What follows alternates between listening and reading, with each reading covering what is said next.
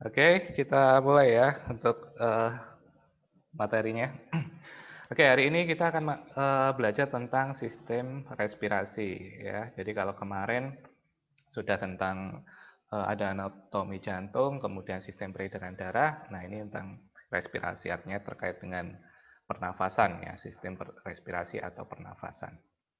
Oke, langsung aja di sini ada beberapa poin.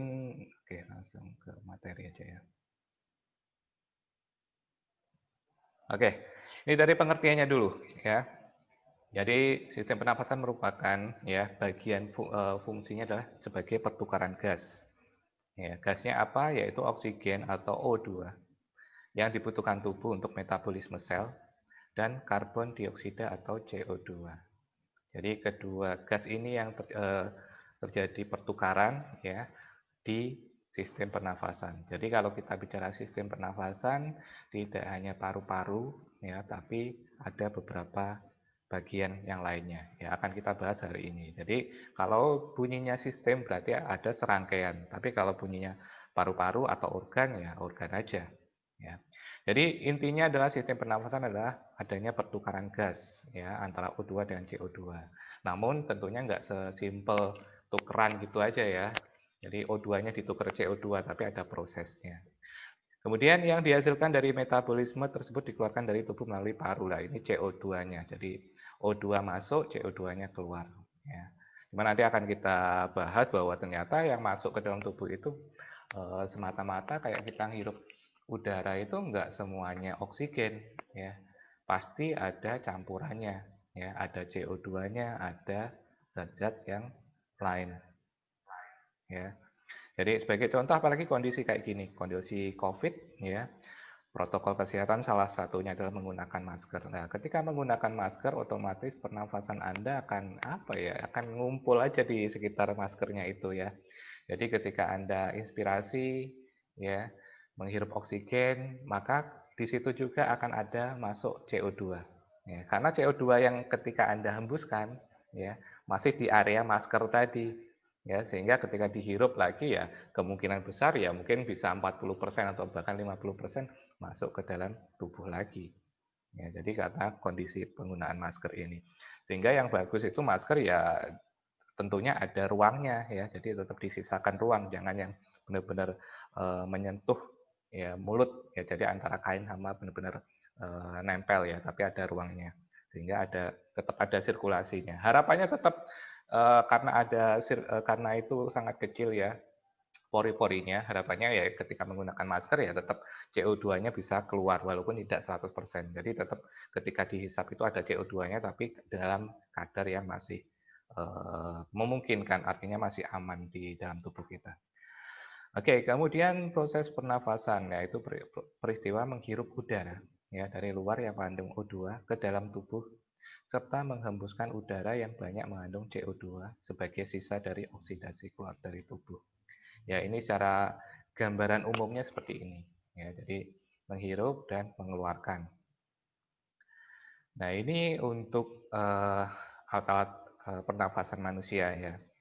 Jadi kalau kita dilihat di gambar ya, mulai dari yang paling atas dan paling luar adalah hidung.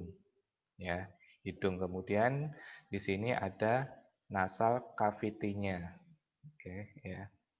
Oke, bentar.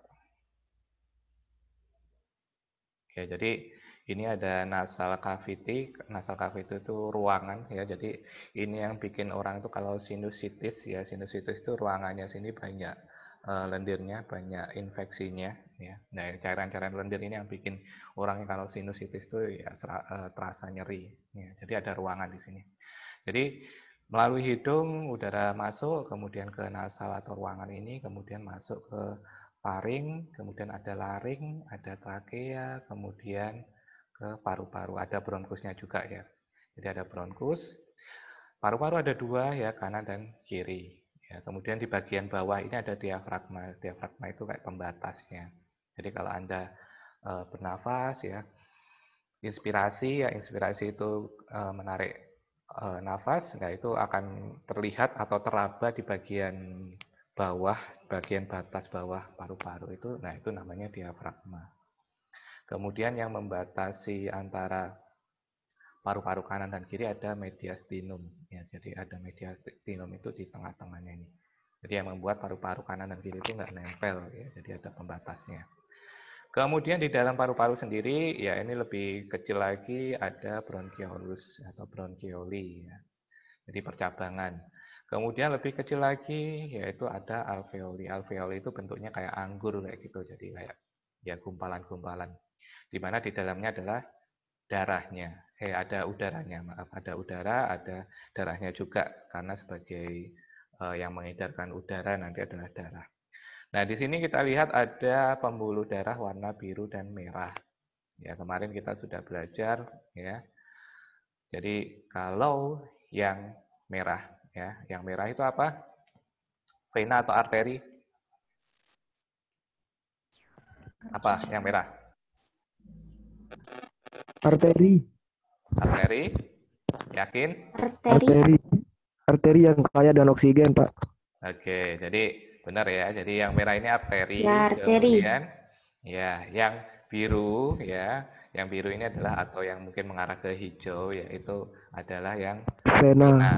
Ya, jadi Vena. arteri kaya akan oksigen, vena akan ya rendah oksigennya, lebih ke karbon dioksidanya. Nah, ini kalau kita lihat ya ngumpul di alveoli. Ya, artinya apa? Dari udara-udara alveoli nanti akan dikirim melalui yang merah ini ke seluruh tubuh ya yang membutuhkan udara tentunya. Kemudian sebaliknya dari seluruh tubuh sisa metabolisme dan sebagainya ya untuk karbon dioksidanya akan melalui vena ini dibawa menuju alveoli ini. Ya, nanti dari alveoli akan dikeluarkan ke melalui kita ekspirasi. Ya, jadi ini akan menempel pembuluh darah arteri dan vena di alveoli ini. Oke.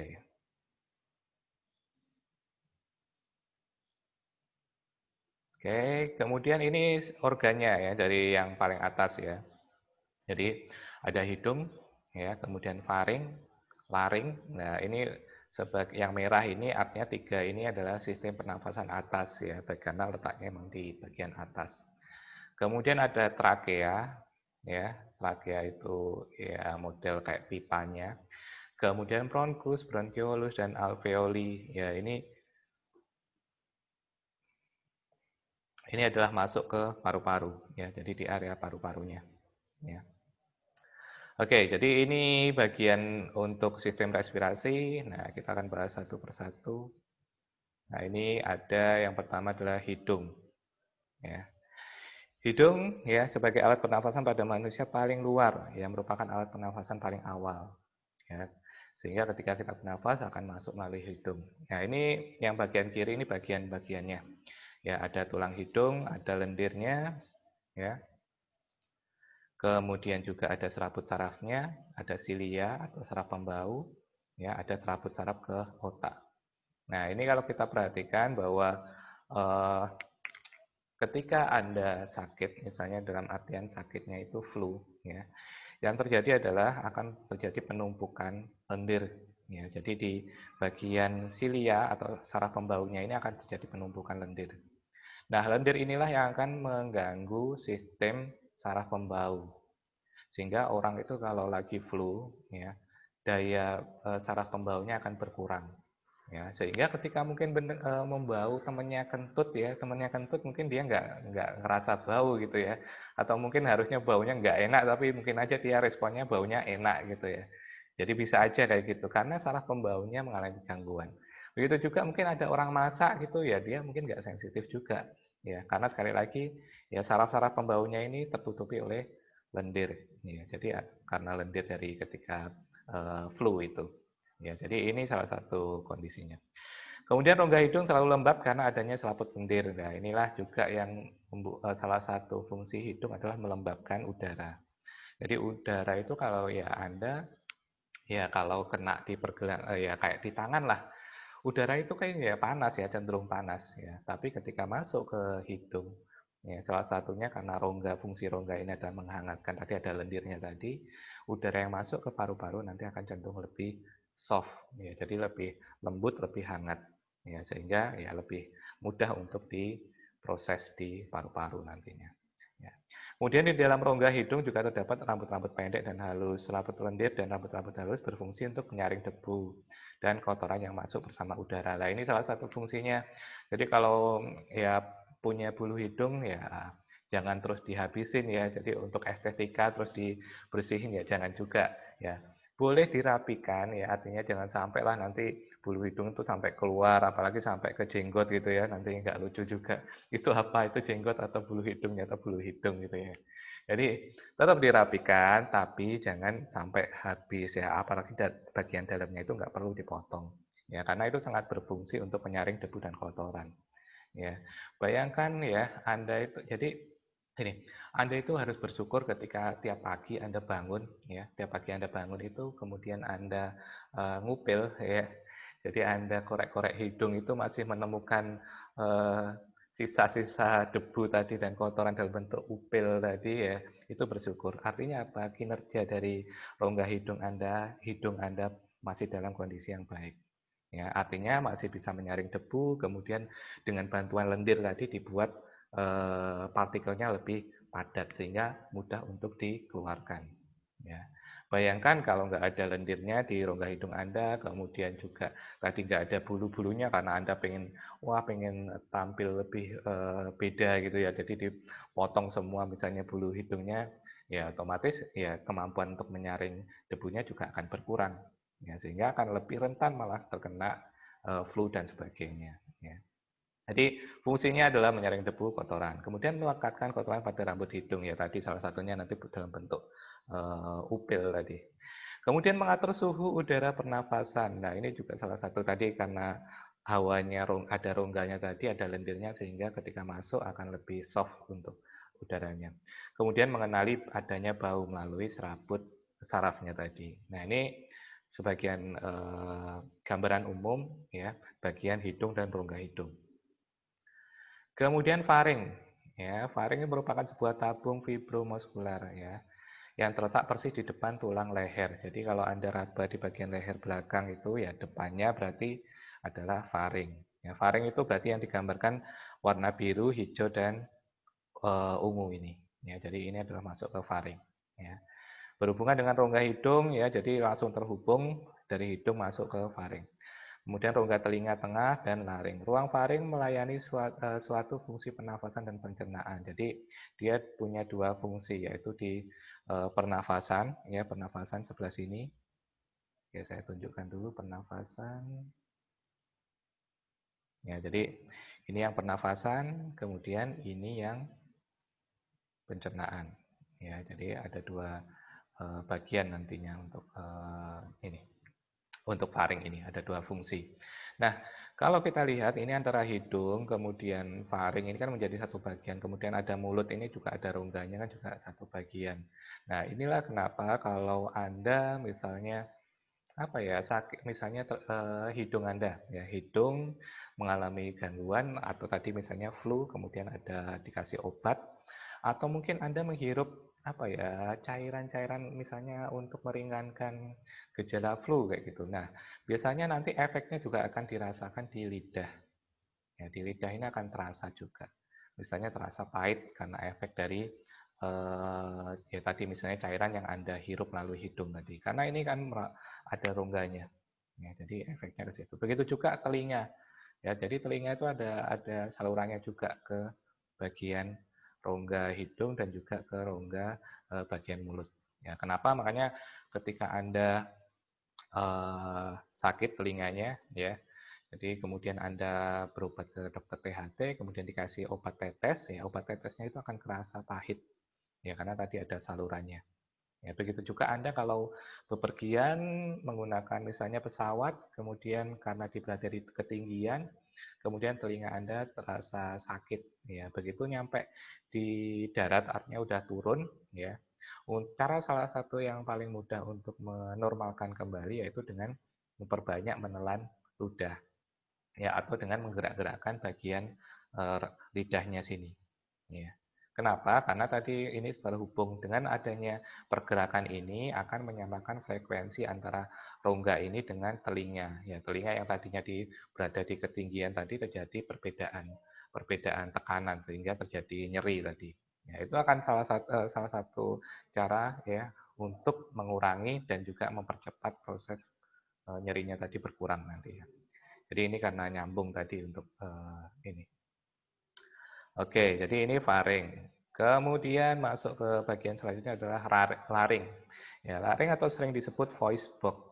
Ya, kenapa voice? Karena memang ada pita suaranya di laring itu. Ya, dibentuk oleh struktur epitelium ya, yang berhubungan dengan faring yang atasnya tadi dan bawahnya adalah trakea.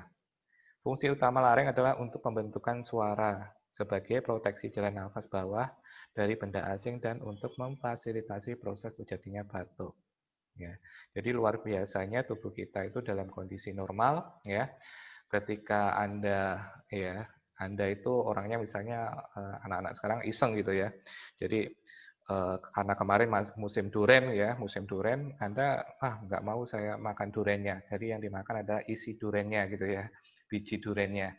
Jadi saking enaknya makan durian, ternyata biji duriannya itu masuk ke tetelan. Nah, ketika tetelan itu ada tadi kan ada dua saluran, ya, ada saluran pernafasan dan ada saluran untuk pencernaan. Ketika dia yang kalian alami itu ada tersedak, tersedak itu berarti yang biji durian tadi akan masuk ke saluran pernafasan ini. Ya, dia akan menutupi bagian bagian laringnya ini. Nah, luar biasanya tubuh kita itu dia akan spontan ketika ada benda asing yang menutup di permukaan laring ini yang menutupi bagian pita suara tadi ya. Maka dia akan merespon ya, paru-paru itu akan segera merespon untuk refleks batuk. Ya, jadi dia akan dengan cepat sekian detik dia akan melaporkan ke otak bahwa ada yang menutup pernafasan, kemudian otak akan dengan cepat akan memberikan respon untuk paru-paru merespon batuk.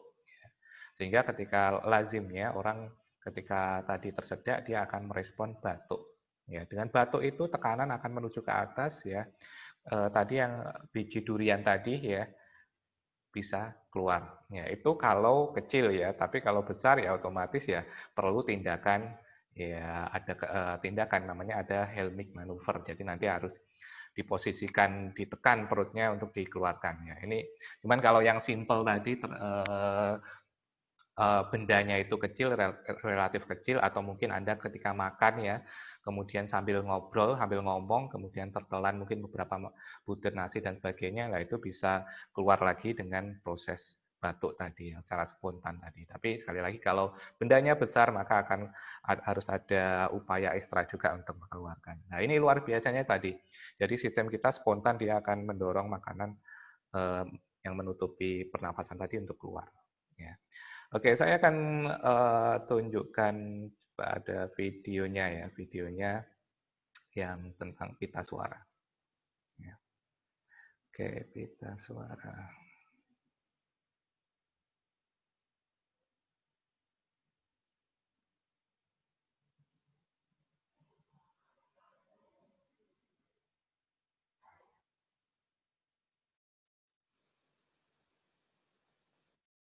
Dan sebentar lagi Anda akan menyaksikan paduan suara dengan laringnya itu kita zoom. Oke, gambarnya terlihat? Kameranya masuk melalui hidung. Videonya terlihat ya? Dari rongga hidung masuk terlihat, ke Pak. tenggorokan. Oke. Nah, ini adalah laring ya. Dan Jadi ada pita inilah suara. dia laring-laring dari para penyanyi tersebut. Bentuknya seperti Ya. mul-mul. Ini adalah para penyanyi ya. Ini penyanyi semua ini yang di. Jadi sama aja ya, penyanyi apa enggak, kalau lihat dari anatominya kayaknya sama aja, nggak ada bedanya.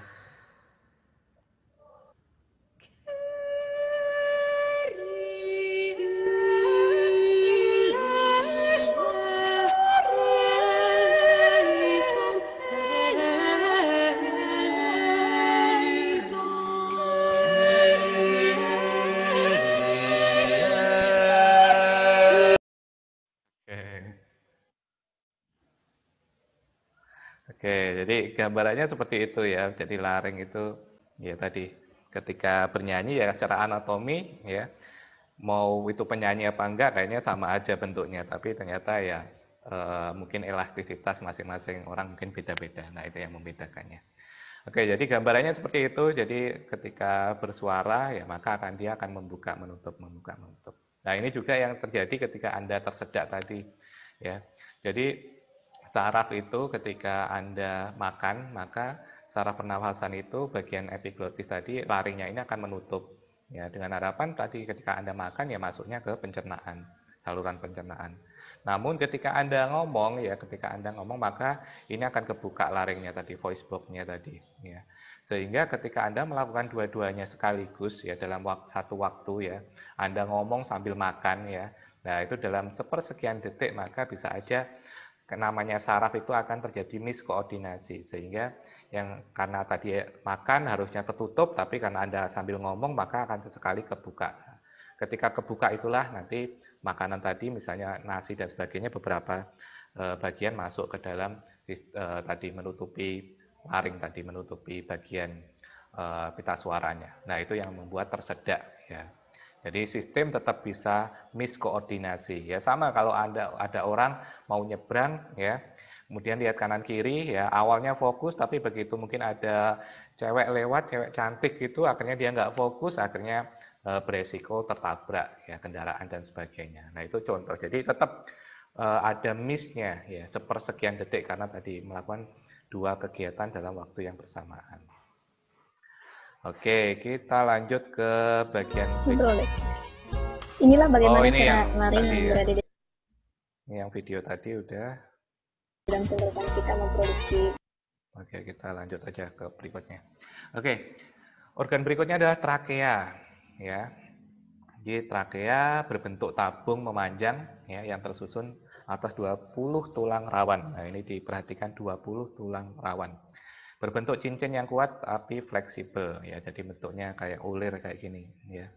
Jadi kayak selang ya. Selang mungkin selang AC pun juga kayak gini ya. Jadi ya model ada cincin-cincinnya kayak gini. Nah, ini adalah trakea. Ya, trakea ini menghubungkan bagian sistem pernafasan atas dengan sistem pernafasan yang di bagian bawah. Ya. Jadi bentuknya kayak gini, tersusun 20 tulang rawan. Ya. Oke, next berikutnya adalah bronkus. Ya, bronkus itu berarti cabang kanan dan kiri. Ya, karena paru-paru ada dua, kanan dan kiri. Ya. Kemudian, nah ini ada dexter, sinister. Dexter itu adalah kanan, ya, sinister adalah kiri. Ya, jadi nama latinnya adalah dexter atau dextra. Kemudian sinistra atau sinistra. Ya, ini sinistra itu adalah kiri. Untuk yang kanan lebih pendek, lebih lebar, lebih vertikal, bercabang 3. Jadi kalau Anda lihat lobus paru-paru itu kanan dan kiri beda. Kalau yang kanan itu bagiannya ada 3 sekatnya, kalau yang kiri itu ada 2. Ya. Lebih panjang, kalau yang kiri ya lebih panjang, lebih sempit, lebih horizontal. Ya ini untuk cabangnya. Ya, bentuk cabangnya adalah lebih panjang, lebih sempit, kemudian lebih horizontal. Ya. Jangan ditanya, kemarin tahun lalu itu ada pertanyaan, Pak kenapa kok yang kanan itu 3, yang kiri 2? Kenapa Pak kalau yang kiri itu lebih panjang, yang kanan itu lebih pendek? Nah itu saya nggak bisa jawab. Ya, jadi itu susah ya. Kenapa harus 3, kenapa harus 2? Nah, itu di luar dari kompetensi dosen kayaknya. Karena emang ya diciptakan seperti itu ya. Jadi memang ya kita mensyukuri aja dengan model tadi yang kanan 3, kemudian yang kiri 2. Ya, jadi saya sendiri juga masih belum bisa menjawab kenapa seperti itu. Oke, jadi bentuk intinya cabang ya, bronkus itu adalah percabangan menuju ke paru-paru, paru-paru kanan dan paru-paru kiri. Oke, kemudian organ berikutnya adalah paru-paru tentunya, ya. Terletak pada rongga dada, ya, berbentuk kerucut yang ujungnya berada di atas tulang iga. Ya, dan dasarnya berada pada diafragma tadi. Makanya kalau Anda bernafas, tarik nafas gitu, di bagian Anda bisa meraba di bagian bawah paru-paru, bagian bawah tulang ya, tulang itu akan kerasa bahwa itu batasnya. Nah, itu adalah diafragma batasnya itu. Ya, jadi ada areanya diafragma ini. Kemudian tadi yang membatasi paru-paru kanan dan kiri itu ada yang namanya mediastinum. Ya, ini bagiannya mediastinum sehingga kanan dan kiri itu nggak bertabrakan, nggak bersentuhan. Ya. Kemudian setiap paru-paru terbagi menjadi subbagian menjadi sekitar 10 unit terkecil. Jadi itu ada fragmen-fragmennya, ya, ada kecil-kecilnya. Paru-paru kanan dan kiri dipisahkan mediastinum yang tadi saya jelaskan. Jadi ini kondisinya kanan dan kiri, ya. Kanan ada 3 segmen, ada 3 bagian, yang kiri ada 2 bagian, ya, dua sekat, ya nanti. Jadi pada gambar paru-paru mungkin yang ini saya contohkan yang enggak tersekat, ya, nanti Anda bisa lihat sendiri. Jadi ada sekatnya atas bawah. Ya. Jadi ini gambaran paru-paru. Kemudian di dalamnya otomatis ada alveolinya atau kantong udaranya. Oke, kita lanjut ke alveolus ya. Alveolus tadi, berarti ini yang tadi di awal digambarkan tadi udah ada. Ya, ada arteri, ada vena juga. Ya, jadi modelnya kayak anggur, di dalamnya ya kayak akan oksigen. Ya. Alveolus ya atau bronchiolus ini ya yang bermuara pada alveolus ya. Alveolus itu tunggal, berarti ya cuma satu. Struktur berbentuk bola mungil diliputi oleh pembuluh darah ya tadi, vena dan arteri. Dindingnya tipis, lembab, dan berlekatan erat dengan kapiler darah. Ya, alveolis menyerupai anggur, ya, selnya bersifat lentur. Kantong ini bersifat lentur karena dilumasi suatu zat yang disebut surfaktan. Jadi ada surfaktannya, jadi ada kayak lendir-lendirnya itu.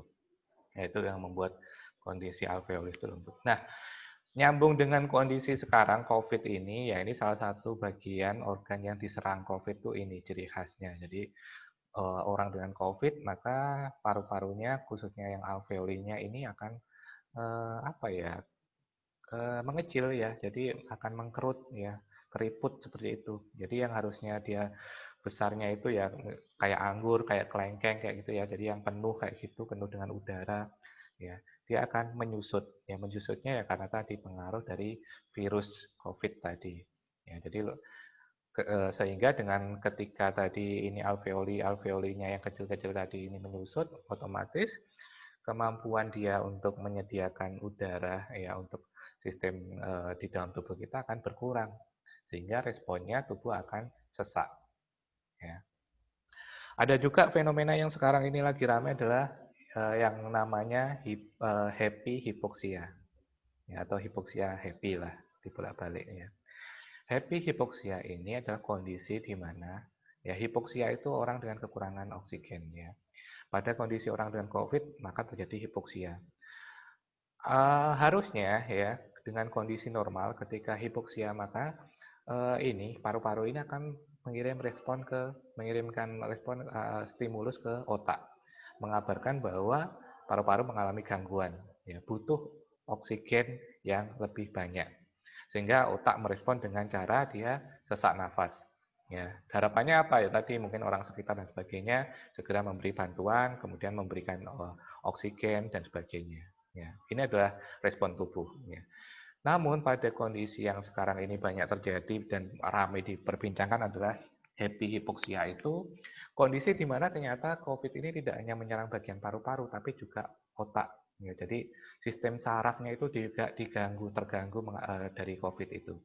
Karena mengalami gangguan sistem sarafnya sehingga si paru-paru tadi tidak bisa mengirimkan dengan baik pesan ke otak. Sehingga kondisi hipoksia, kekurangan udara, tapi ya otak merasa fine-fine aja, nggak ada masalah. Ya, jadi dia nggak ada respon sesak sama sekali. Ya, tahu-tahu dia jatuh, kemudian meninggal. Jatuh, pingsan, kemudian dirawat di rumah sakit. Ya, jadi itu yang banyak belakangan ini muncul. Ya, kondisi happy hipoksia. Ya, kondisi yang hipoksia harusnya dia tadi responnya sesak nafas tapi dia justru happy, artinya tidak menunjukkan gejala sama sekali. Sehingga itu yang jauh lebih bahaya karena nggak diketahui orang sekitar. Ya, jadi itu yang salah satu kondisi COVID yang inilah berbahaya. Oke, nah ini lebih detailnya tadi alveolus ya atau alveoli lebih kecil lagi ya ini lebih detailnya seperti ini. Jadi ini kantong-kantongnya tadi berisi ada air, ada oksigen ya. Kemudian ini ada pembuluh darah tadi, ada yang merah yaitu arteri membawa nanti udara tadi untuk diedarkan seluruh tubuh. Kemudian yang biru-biru ya nanti yang pembuluh warna biru atau yang venanya nanti akan membawa karbon dioksida untuk didifusi, jadi untuk ditransfer ke alveoli. Nanti dari alveoli akan dibawa ke atas untuk dikeluarkan melalui hidung. Ya, dalam bentuk karbon dioksidanya akan dikeluarkan di ekspirasi. Ya, jadi ini bentuk kecilnya seperti ini. Kemudian ada alveolus, ini mengakibatkan struktur paru-paru seperti kasur busa yang memiliki rongga-rongga atau kantung kecil ya. Makanya kalau Anda bernafas itu kan mengalami pergerakan dan juga porsi dari paru-paru itu besar karena adanya alveoli ini. Alveolus berjumlah 600 juta, yaitu dalam kondisi normal dan dewasa, ya, sehingga dapat memperluas permukaan paru-paru. Kemudian alveolus terdiri satu lapis sel epitelium pipih, ya, jadi selnya bentuknya epitelium. Disinilah darah hampir langsung bersentuhan dengan udara, ya, karena saking tipisnya tadi, sehingga memudahkan untuk berpindah. Ya. Yang berperan penting dalam pertukaran gas O2 dan juga CO2. Ya, ini karena bentuk pembuluhnya, kemudian selnya tadi yang tipis. Oke, kemudian lanjut ke proses pernafasan. Ya, ada inspirasi, ekspirasi. Ya, ini secara umum ya, pastinya inspirasi adalah proses menghirup udara, jadi oksigen masuk dalam tubuh. Kemudian sebaliknya ekspirasi berarti dari dalam tubuh CO2 tadi dikeluarkan. Ya. Kalau Anda rasakan ya, baik itu Anda bernafas menggunakan hidung atau menggunakan mulut, ya Anda kalau merasakan itu, maka apa ya, hawa dari udara itu antara hidung dan mulut itu akan beda, ya akan jauh lebih panas atau lebih panas itu di mulut. Ya, kenapa? Karena rongga di mulut itu jauh lebih besar dibanding rongga hidung. Ya, sehingga kalau Anda ya mengeluarkanlah ekspirasi, mengeluarkan CO2 melalui mulut gitu ya, itu jauh lebih panas dibandingkan Anda mengeluarkan CO2 melalui hidung. Ya. Jadi alat pernafasan sekali lagi tetap hidung, tapi pada kondisi tertentu misalnya tadi Anda flu dan sebagainya, maka biasanya orang akan bernafas juga menggunakan alat bantu yaitu dengan mulut. Ya. Jadi ada kalanya Anda menghirup dengan mulut. Ya. Dan itu bisa ya karena memang ada salurannya tadi nyambung. Ya. Jadi ada proses inspirasi dan ekspirasi. Ya. Inspirasi, nah ini berarti penghisapan oksigen atau oksigen masuk dalam tubuh. Ya. Pada waktu inspirasi maksimum, maka otot antar tulang rusuk berkontraksi sehingga tulang rusuk akan terangkat. Ya. Jadi ketika ya Anda bisa rasakan ya ketika Anda tarik nafas, maka akan ada pergerakan ke atas ya paru-parunya. Keadaan ini akan menambah besarnya rongga dada, jadi akan terlihat. Ya. Kemudian yang ekspirasi sebaliknya ya. Terlihat otot dinding diafragma yang bagian bawah itu mengendur dan ditekan ke atas oleh organ perut. Tulang rusuk kembali ke posisi semula sehingga rongga dada akan menyempit. Ya, jadi cenderung menyempit ketika ekspirasi. Jadi ketika tarik nafas, kemudian Anda hembuskan, maka akan terjadi proses ekspirasi dan inspirasi. Ada proses pergerakan dada. Nah, inilah yang akan diamati ketika Anda itu, atau mungkin orang lain ya, orang lain dirawat di rumah sakit, kemudian diukur pernafasannya. Ya. Jadi cara mengukurnya adalah dengan melihat pergerakan dadanya. Ya. Dan untuk biar orang itu nggak sengaja dibuat-buat pernafasannya, jadi pernafasan itu kan bisa dibuat-buat. Ya, jadi misalnya Anda sesek, tapi Anda biar nggak dibilang sesek, maka Anda bisa dengan sengaja bernafasnya pelan-pelan, itu bisa. Ya. Tapi biar nggak seperti itu, jadi tenaga medis itu ada caranya, yaitu dengan cara biasanya Anda akan diukur dulu nadinya, ya, atau mungkin tensinya. Ya, begitu sudah tensinya diukur, maka nggak akan dilepas dulu, atau mungkin dilepas lah tensinya. Cuman ketika Anda ada tenaga medis mengukur nadinya dengan memegang tangan, ya, memegang di bagian bawah di searah ibu jari, ya, dilihat nadinya, diukur nadinya. Begitu udah selesai mengukur nadi, dia nggak akan lepas dulu. Jadi dia akan beralih melihat dada tadi, pergerakan dada. Cuman orang itu akan nggak sadar, dia akan fokus ke tangannya. Oh, dia perawatnya tadi misalnya masih menghitung nadinya, padahal nggak, dia sudah beralih ke menghitung pernafasan. Jadi biar orang tadi tidak ada waktu untuk sengaja membuat nafasnya, ya, yang harusnya dia tersengal-sengal, ya, atau dia bernafasnya cepat tapi dia sengaja pelan. Ya, jadi ada tekniknya. Ya, ini kondisinya. Jadi akan terjadi pergerakan paru ketika ekspirasi dan inspirasi. Nah, pertanyaannya, kenapa orang yang latihan nyanyi diharuskan menggunakan pernafasan perut? Ya, kan ada tadi ada pernafasan atas, pernafasan perut, jadi ada bantuan perutnya. Silahkan dijawab. Kira-kira kenapa? Nafasnya lebih panjang, Pak. Oke, lebih panjang. Terus Napasnya lebih maksimal. lebih maksimal. Terus apa lagi? Suaranya Stabil. lebih stabil, Suaranya Pak. lebih bagus, Pak. Lebih bagus. Suaranya lebih bulat. Nafasnya Lebih lebih bulat. panjang. Udah pernah nyoba? Stabil.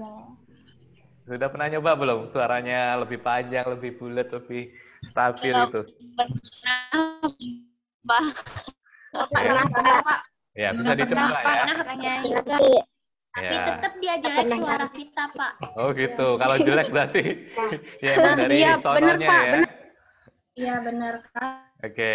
Jadi intinya ya kalau untuk merubah suara itu enggak ya, tapi memang tadi jawabannya adalah tadi udah rata-rata banyak yang benar ya. Nafas jauh lebih panjang ketika menggunakan ya bantuan perut ya. Jadi Anda tetap nafas dengan menggunakan paru-paru, tapi ada bantuan perut dalam mengkoordinasi pernafasan tadi. Ya. Kemudian suara menjadi lebih bertenaga, jadi biasanya lebih kencang, lebih tadi ya lebih panjang juga ya. Kualitas suara juga lebih stabil ya. Tapi bukan untuk mempercantik suara ya. Suaranya tetap aja kalau ya jelek ya jelek aja ya. Kalau bagus bagus aja. Ya, tapi setidaknya akan lebih stabil. Ya, biasanya itu yang akan digunakan sih kalau orang-orang nyanyi, kemudian kalau Anda ikut paduan suara, ya biasanya disuruh untuk pakai pernafasan perut itu untuk lebih, ya tadi. Dan juga salah satunya biar nggak cepet capek juga, ya. Jadi nggak cepet ngos-ngosan ketika Anda tadi misalnya paduan suara. Ya, ini kuncinya di situ ya. Jadi ada bantuan perut dan otomatis ini pun juga tentunya akan jauh lebih baik ketika Anda sering olahraga pernafasan ya. Jadi ada olahraga pernafasan maka juga akan jauh lebih baik, akan sangat mendukung ya. Oke, kemudian faktor yang mempengaruhi frekuensi pernafasan. Nah, ini ada beberapa kondisi yang mempengaruhi pernafasan Anda. Jadi saya jelaskan bahwa pernafasan normal ya, sekali lagi kayak kemarin kayaknya udah sempat saya singgung ya, antara ya 16 sampai 22. Ya, ada juga yang 16 sampai 24 kali per menit ya. Jadi kali per menit. Jadi Anda bisa hitung pernafasan Anda. Dalam 1 menit itu berapa kali pernafasan, ya, berapa kali expirasi. Ya. Dan itu dihitung ya. Kalau Anda lebih dari 24 tadi berarti Anda termasuk yang ya ada masalah takipnyu namanya. Ya, jadi istilah medisnya takipnyu. Kalau yang di bawah 16 tadi dyspneu. Ya, nanti kosakatanya bisa dicari di internet ya. Jadi takipnyu, jadi itu yang tinggi di atas normal, kalau yang di bawahnya dyspneu. Ya. Nah, itu kondisinya. Jadi kalau Anda tadi kok sesak nafas, maka cenderung biasanya dia akan tinggi karena pernafasannya biasanya jauh lebih cepat. Ya, jadi normalnya kita ambil aja misalnya batas akhir tadi ya 16 sampai 24. Nah, itu masih normal. Ya, cuman beberapa nanti referensi mungkin lain-lain ya, cuman di rentang itulah. Ya. Oke, itu untuk pernafasan normalnya. Nah, sekarang pada kondisi tertentu itu orang akan mengalami perubahan frekuensi nafas. Nah, sekarang umur. Pertanyaannya, umur yang mana yang lebih banyak frekuensinya meningkat ya? Apakah umur semakin tua meningkat atau kecil itu jauh lebih tinggi frekuensinya? Yang kecil. Pak. Yang kecil. Yang kecil lebih tinggi. Yang kecil lebih tinggi. Kenapa? Iya. Karena energinya Kalau dia kayak kalau anak kecil itu sering Lebih banyak membutuhkan energi. Membutuhkan energi, Pak. Karena lebih banyak membutuhkan energi. energinya juga karena volume paru-paru waktu masih bayi itu lebih kecil sehingga Oke, jadi volume paru-parunya lebih kecil sehingga ya tadi pernafasannya mungkin nggak semaksimal orang dewasa gitu ya. Terus ada yang energinya tadi butuh energi yang banyak pada masa kecil. Ya, energi berarti energi kaitannya dengan aktivitas ya. Biasanya anak-anak kecil itu kan aktivitasnya ya banyak ya atau mungkin sering dibilang nggak bisa diem ya. Jadi ada aja yang dilakuin. Nah, tentu semakin dia beraktivitas, semakin tinggi aktivitasnya, maka kebutuhan oksigennya juga akan semakin tinggi. Ya, inilah kenapa pada anak-anak itu cenderung lebih tinggi pernafasannya. Jadi bisa aja nanti di atas 24, di atas ya masih di rentang itulah. Kalaupun tinggi biasanya di 30 itu ya. sampai 30 itu masih normal untuk anak-anak ya. Jadi pada anak-anak khususnya mungkin yang udah bisa beraktivitas ini ya cenderung lebih tinggi frekuensinya. Sedangkan yang lansia ya karena aktivitasnya menurun, kemudian juga dari sisi metabolismenya juga sudah menurun juga, sehingga kemampuan untuk frekuensinya pun juga berkurang ya. Jadi nggak sebanyak ketika anak-anak, remaja, dewasa. Oke, kemudian jenis kelamin kira-kira laki-laki perempuan? Laki-laki. Laki-laki. Karena umumnya laki-laki beraktivitas lebih banyak. Oke, beraktivitas lebih beraktivitas banyak. lebih banyak. Terus Ya, aktivitas selain itu cowok apa lebih lagi? banyak. Selain aktivitasnya apa lagi? Apa lagi? Kenapa kok laki-laki?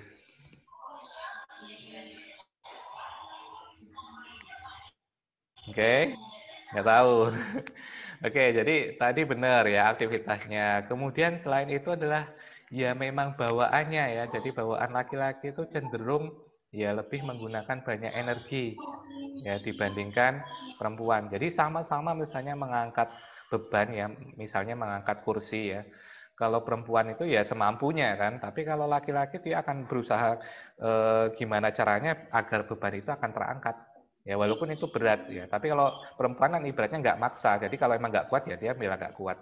Tapi kalau laki-laki dia akan angkat dengan semampunya tadi, sekuat-kuatnya tadi. Nah itu butuh energi yang ekstra ya. Nggak cuma itu ya, contoh yang paling sederhana adalah naik motor ya. Kalau naik motor perempuan itu ya mungkin tangan itu hanya diletakkan di atas gas aja, artinya ya yang biasa aja, cengkramannya biasa. Tapi beda dengan laki-laki ya. Laki-laki itu cengkramannya pasti lebih kenceng ya. Ya, itu terbukti ketika biasanya Anda kan sering lihat ya, apalagi kalau lagi musimnya kampanye dan sebagainya, yang sering mainan gas itu adalah laki-laki karena ya tadi tangannya emang sudah terlatih untuk mencengkram gas kemudian menarik-narik gasnya itu. Ya, itu contoh kecilnya aja ya. Jadi energi yang dibutuhkan dengan tindakan atau kegiatan yang sama laki-laki jauh lebih besar. Nah, ini ya juga meningkatkan kebutuhan oksigen ya, sehingga pernafasan tadi jauh lebih tinggi ya, lebih meningkat pada laki-laki. Kemudian suhu tubuh atau suhu deh, ini bukan suhu tubuh, harusnya suhu. Suhu kira-kira gimana?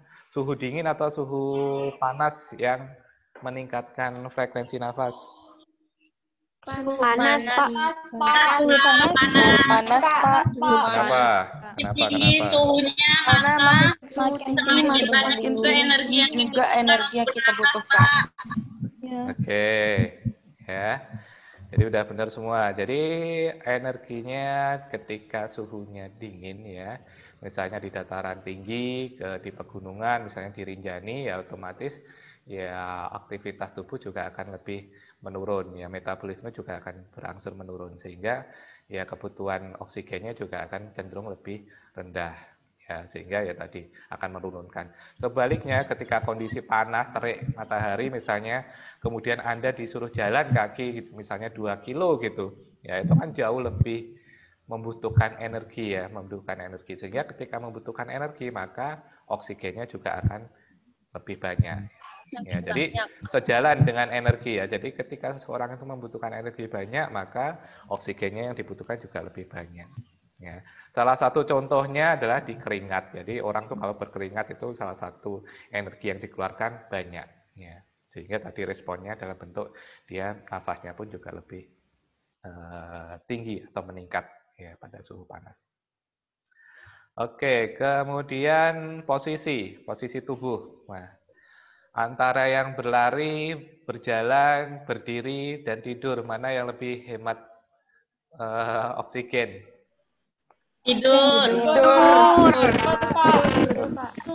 Tidur, Pak. Tidur ya, sepakat semuanya ya. Jadi posisi tidur atau posisi diam lah. Jadi ibarat kalau duduk pun duduk diam gitu, itu jauh lebih hemat ya. Jadi menghemat energi, maka juga oksigen yang masuk pun juga akan ya perlahan dia. Jadi tubuh bisa ya dengan perlahan menghirup udara. Ya. Sebaliknya tadi kalau aktivitasnya tadi misalnya berdiri, apalagi jalan, apalagi berlari, ya otomatis juga posisi tadi membutuhkan energi ya. Berlari otomatis energinya jauh lebih banyak ya. ataupun tadi misalnya berdiri ya. Dari yang posisi tadinya duduk, ketika berdiri maka ada bagian kaki yang harus ditopang ya. Kemudian harus ada bagian leher ya, ibaratnya yang tadinya mungkin duduk lehernya nempel di kursi, tapi begitu dia berdiri maka harus ada yang disangga lehernya, kekuatan sangga itu. Nah, itu butuh energi ekstra sehingga oksigennya juga lebih banyak juga yang dibutuhkan tubuh. Jadi itu adalah reaksi tubuh kita secara alami ya. Jadi dengan alaminya tanpa harus disuruh ya otomatis tubuh itu akan merespon ketika energi yang dikeluarkan banyak maka kebutuhan oksigennya juga akan jauh lebih banyak. Oke, posisi tubuh. Kemudian yang terakhir adalah kegiatan tadi aktivitas ya. Memang kuncinya ada di aktivitas ya. Jadi semakin aktivitasnya banyak maka kebutuhan oksigen juga akan semakin meningkat.